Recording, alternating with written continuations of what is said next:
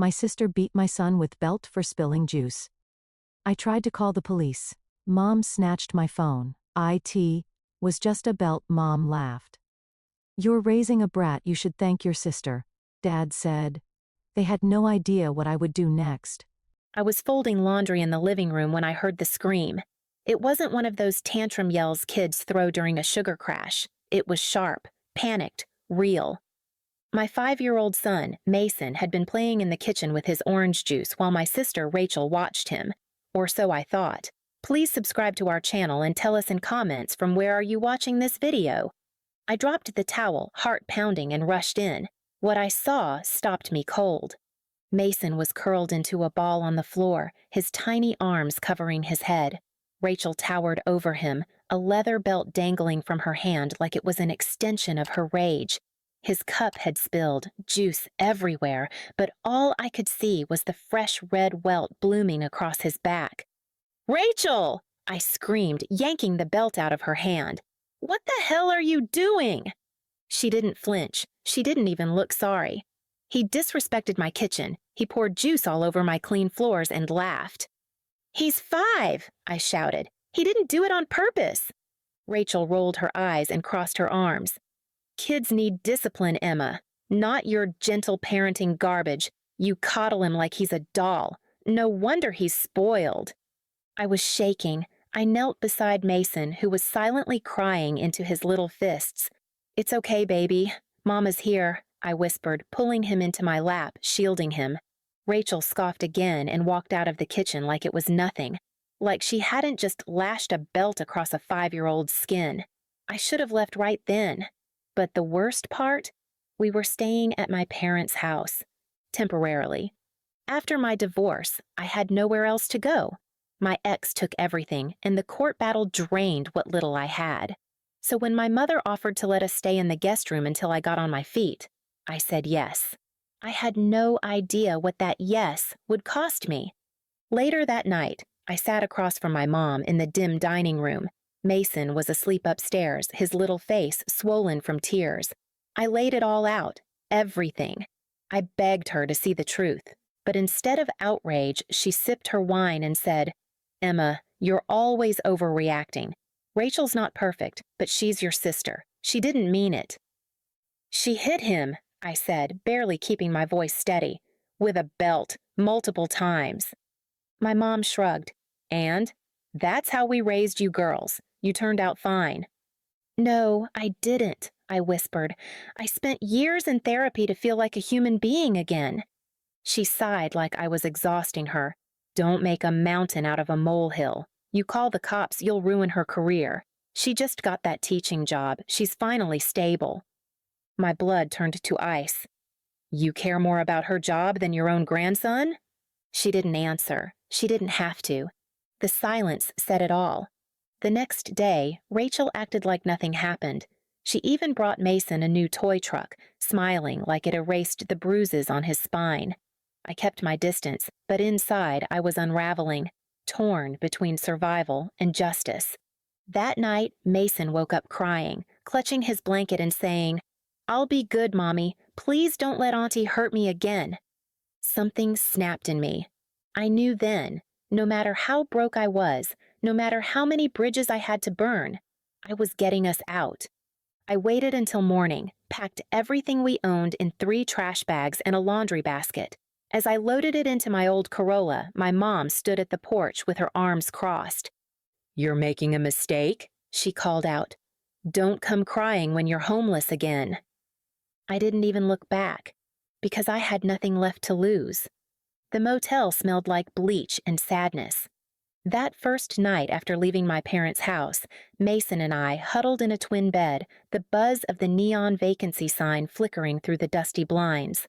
I held him close as he slept, wincing every time his little body shifted and brushed against the welts on his back.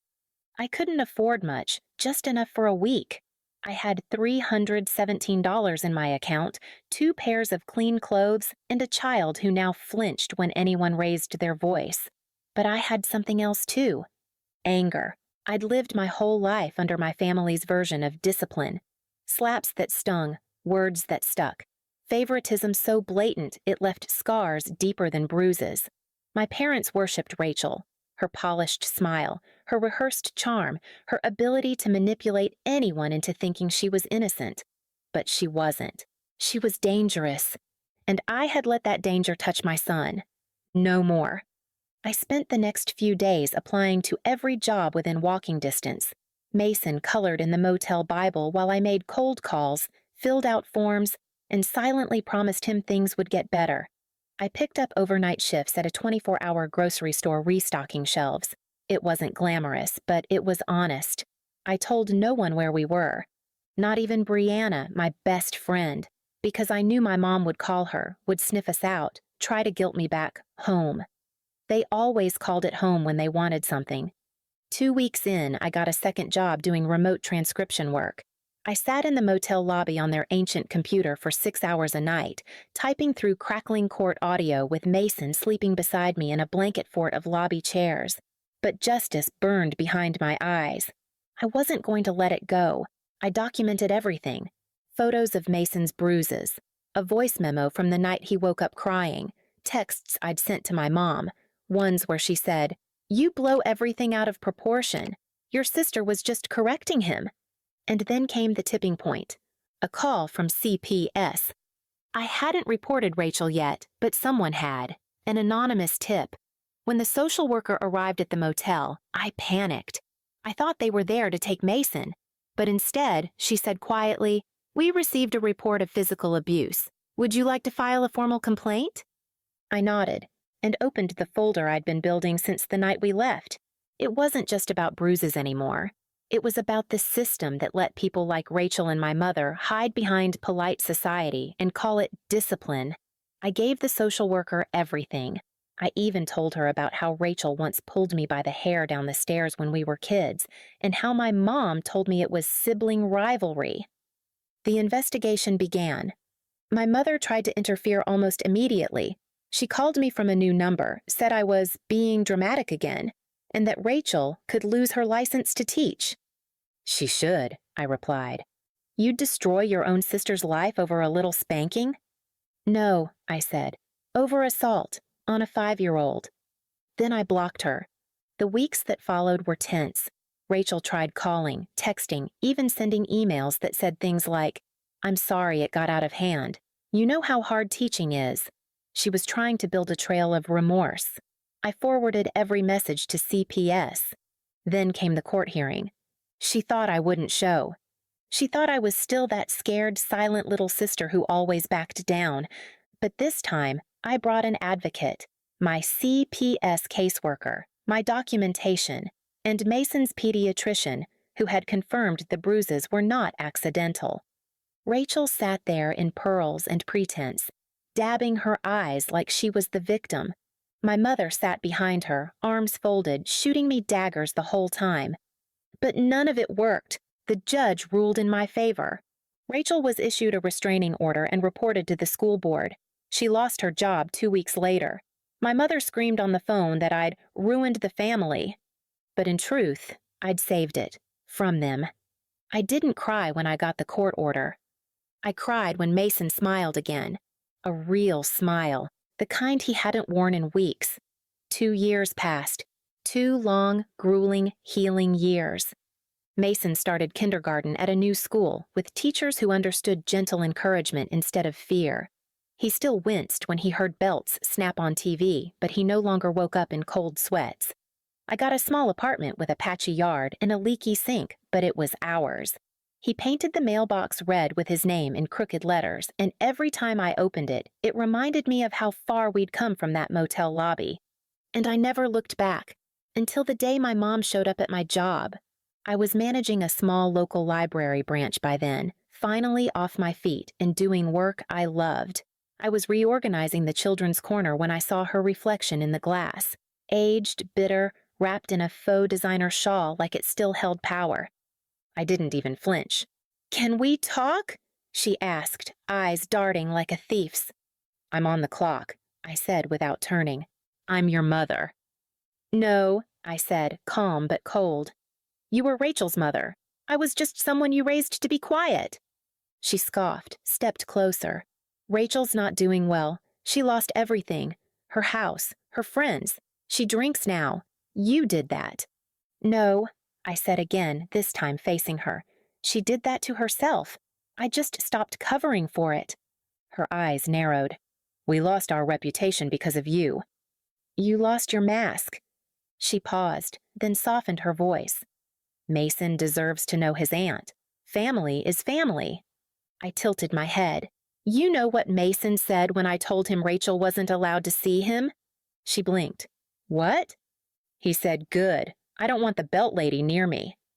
My mom's face twisted. For a second, the real her bubbled up, the one who used to slam doors and say I was lucky to have a roof over my head. But then it got better. A week after that visit, I got a letter in the mail, handwritten, from Rachel. I forgive you, it said. Forgive me.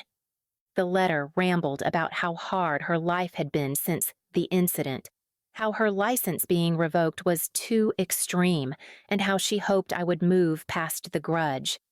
So I wrote back. One sentence. Forgiveness without accountability is just manipulation in makeup. I mailed it without a return address.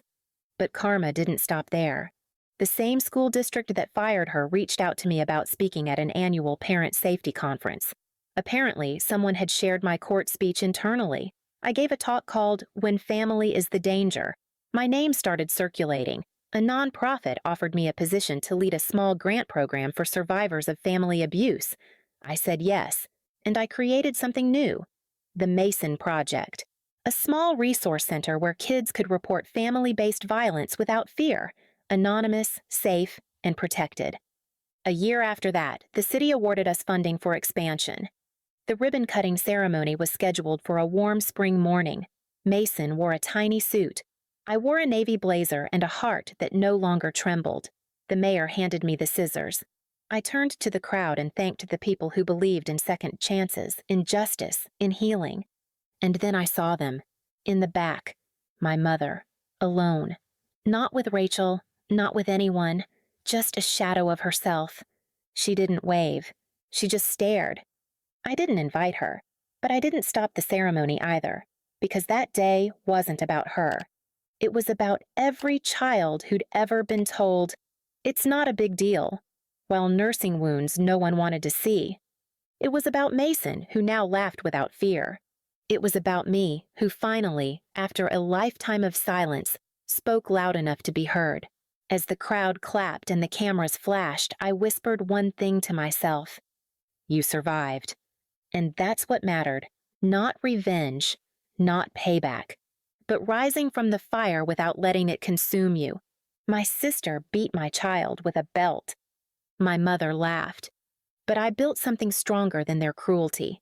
A future, a voice, a legacy, and most importantly, a safe place for those who had none. Please subscribe to our channel and tell us in comments from where are you watching this video. After listening to today's story, perhaps it has raised some new questions in your mind, or maybe it has brought back some old memories.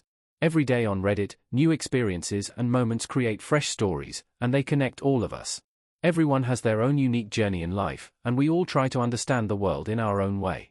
These kinds of moments remind us that we are all human, sometimes happy, sometimes sad, and always learning something new. If you enjoyed this story, feel free to share it with your friends. Your thoughts and feedback are always valuable to us, as they motivate us to create even better content. Every story has its own unique angle, and our goal is to understand everyone's perspective and make our content diverse and relatable. Stories like these help us realize that life's journey is different for everyone, and by hearing other stories, we learn something new. You can also share your own stories with us. Your experiences are valuable to us as well, and if you enjoyed this video, please leave your feedback. We aim to create content that brightens your mind and gives you new ideas every time. If you've already seen this video before, your feedback is still important. With every piece of feedback, we can improve our content and bring a new perspective to our viewers. Today, what we saw was just a small part of the many stories shared on Reddit and across the world. It's a reminder of how we all try to understand life by sharing our experiences with each other. This video was only an example of how we try to connect with others through storytelling, learning about different sides of life. We hope to continue sharing such stories that help us all learn and grow together. Thank you for your time, and don't forget to keep an eye out for more stories coming soon. If you haven't already, please like and follow for more amazing content. Your support keeps us going, and we will strive to bring you more thought-provoking and heartwarming stories. Until next time, take care and stay curious. ****